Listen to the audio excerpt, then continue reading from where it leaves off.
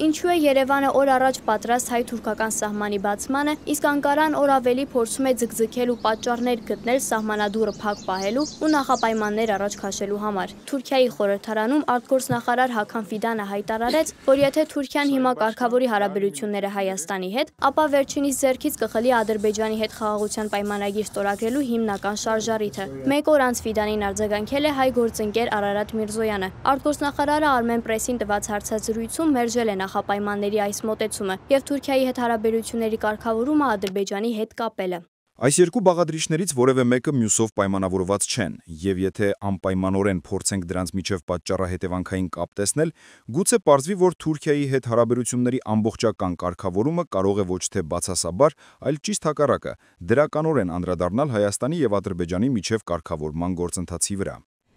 Վարչապետ Նիկոլ Փաշինյանին լրագրողներն այսօր հարցրել են Ֆիդանի կրկին այսպես կոչված Զանգեզուրի միջանցք եզրույթն օգտագործելու մասին։ Ասել է, մերժում են ցանկացած տերմինաբանություն, որը համաձայնեցված չէ Երևանի հետ։ Հայաստանի Հանրապետության տարածքով անցնող կոմունիկացիաների կամ որևէ բանի անուն կարող է որոշել Հայաստանի Հանրապետությունը։ Եվ մենք ասել ենք, որ Հայաստանի Հանրապետությունով բացի մեր ասածից ուրիշ անունով կոմունիկացիա գոյություն չունի։ Հայաստանում կա խաղաղության խաչմերուկ եւ զուգահեռաբար նաեւ Վաշինգտոնի հռչակագրի ստորագրված արդյունքում կա Trip-Root նախագիծը։ Մնացած ցանկացած այլ տերմինաբանություն վերաբերելի չէ Հայաստանի Հանրապետությանը։ Մենք այդ ենք ասում։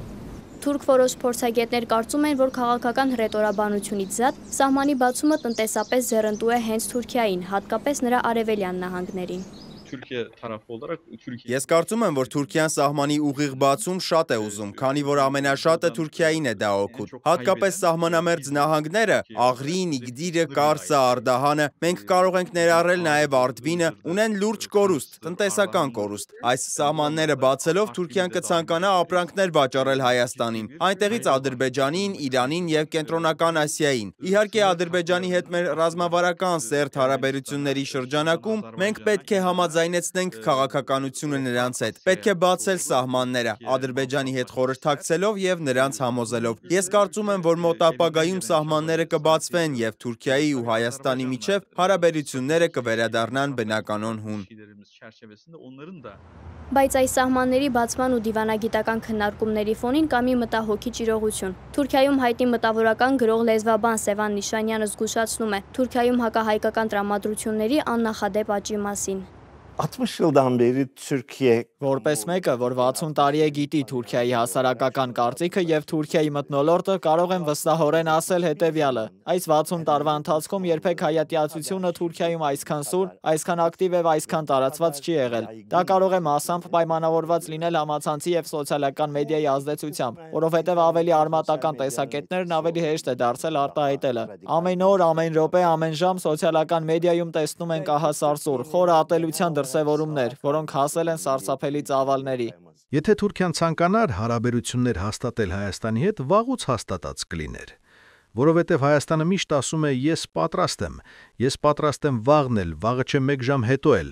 դու միայն ասա, որ հարաբերություններ հաստատենք։ Սակայն այսօր արդեն այս իրավիճակում իհարկե նախապայմաններ կան։ Թուրքիայի իրական մտադրությունը Հայաստանի հետ հարաբերություններ հաստատելը չէ։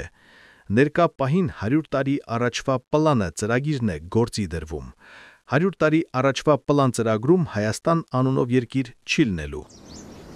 Տարիներ առաջ թուրքական բանտից փախած մտավորականը կարծում է, որ մինչ դիվանագիտական խոսույթում շարունակվում են քննարկումները նախապայմանների եւ տնտեսական օգուտների շուրջ, թուրքական հասարակության ներսում հասունացող հայատյացության ալիքը լուրջ հարցականի տակ է դնում ցանկացած կարգավորման իրական հեռանկար։ Աննա Հարությունյան, Լիլիթ Մուրադյան, Դիանա Կարապետյան, Reopen Media։